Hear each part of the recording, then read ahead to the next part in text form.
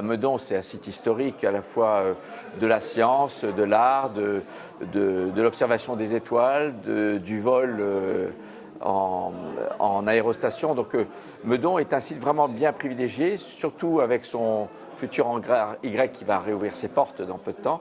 Donc oui, c'est un site mythique, c'est un site historique dans l'histoire des sciences, de l'air et de l'espace.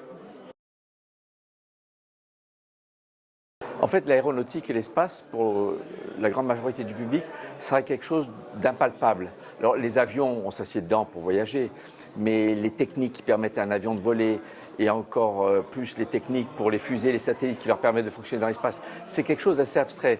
Donc, c'est très important d'organiser des festivals comme celui-ci, où le public vient, touche, rencontre des experts, regarde des films, des images, des artistes, et aussi des poètes qui en parlent, des peintres, parce que c'est en étant proche du public qu'on arrive à les sensibiliser, à les rendre curieux et donc à avoir envie d'en apprendre plus et après de soutenir les programmes futurs qui seront toujours plus ambitieux.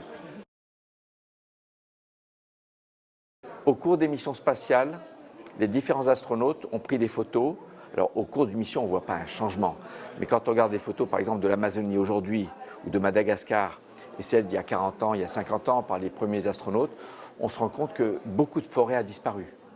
Donc grâce aux photos des astronautes, qui ne sont pas que des photos verticales comme les satellites automatiques, mais des photos en oblique, où on voit sur des plus grandes surfaces, où il y a le reflet de la Lune ou du Soleil qui permet de refléter des informations qu'on ne voit pas avec des satellites automatiques, eh bien, nous sommes des témoins de l'action de l'homme sur la nature, à grande échelle, sur des longues périodes, mais qui rapidement vont nous causer des problèmes si on ne fait pas attention. Une image positive de notre planète qui abrite le vivant, mais quand on regarde l'atmosphère sur sa tranche, sur le côté à l'horizon, relativement à la taille de la Terre, on se rend compte que notre vie dépend d'un très très mince filet de gaz. Donc on se rend compte que la vie est très fragile.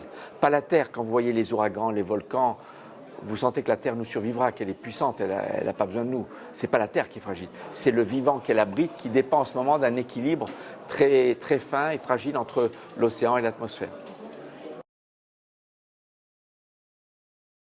Le blanc immaculé de l'Himalaya, les atolls turquoises de Polynésie comme un chapelet de perles, les déserts ocre du Sahara ou les minéraux très colorés ocre, jaune, rouge de l'Atacama, les grandes forêts tropicales. Alors comme j'ai volé à différentes périodes de l'année, j'ai vu une apparence de la Terre très différente. Mon premier vol était en hiver, tout était blanc dans l'hémisphère nord. Et l'hémisphère sud, c'est la saison opposée, c'est l'été, c'était très coloré. Mon deuxième vol était au printemps, donc l'hémisphère nord était très coloré, très verdoyant. Et mon troisième vol, c'était pour réparer le télescope spatial Hubble. C'était essentiellement au-dessus de l'équateur, plus ou moins quelques milliers de kilomètres, donc je voyais beaucoup de déserts et beaucoup d'océans. Donc en fait, ce n'est pas vraiment les mêmes zones de la Terre, sous les mêmes conditions climatiques ou d'éclairage que je les ai observées, mais c'est ce qui frappe le plus dans mes trois vols. C'est une oasis de vie dans le noir vide du cosmos infini, éblouissant de beauté. Les endroits où l'homme abîme l'environnement, c'est ponctuel et c'est seulement si on regarde précisément à certains endroits qu'on nous indique à l'avance par des informations qu'on reçoit par la radio. On dit tiens, aujourd'hui tu passeras à tel endroit sans nuage, prends des photos parce qu'on aimerait bien que tu prennes ce que font les pétroliers dans cette zone où ils ont l'air de dessaler leurs cuves et de polluer l'océan. Ou alors une zone où il y a de nouvelles activités industrielles de déforestation. Mais à l'œil nu comme ça, spontanément, ce qui nous éblouit, ce qui nous émeut, c'est la beauté de notre planète. On ressent la chance qu'on a, nous, humains, pas seulement nous astronautes, mais toute l'humanité, de vivre sur une planète aussi belle. Mon premier vol sur une inclinaison d'orbite très élevée, les aurores polaires et les latitudes extrêmes.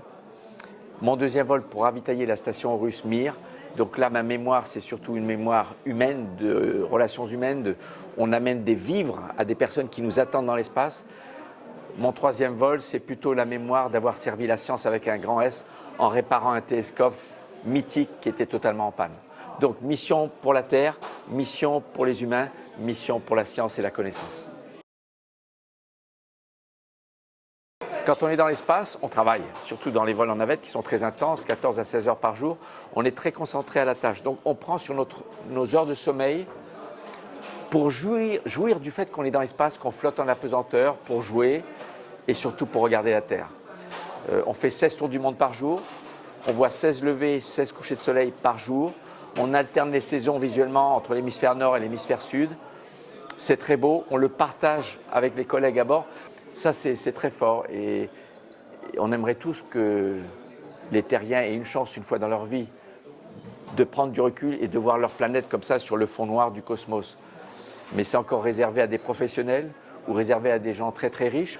Mais peut-être qu'un jour, ce sera un peu plus accessible et surtout avec la réalité virtuelle, avec beaucoup plus de voyageurs de l'espace qui seront témoins, ambassadeurs dans toutes les écoles, comme les milliardaires qui se sont payés il y a 10 ans des vols en orbite. Ils vont parler dans les écoles, ce sont d'excellents ambassadeurs de l'astronautique, de la science en général et de l'humanité sur la Terre.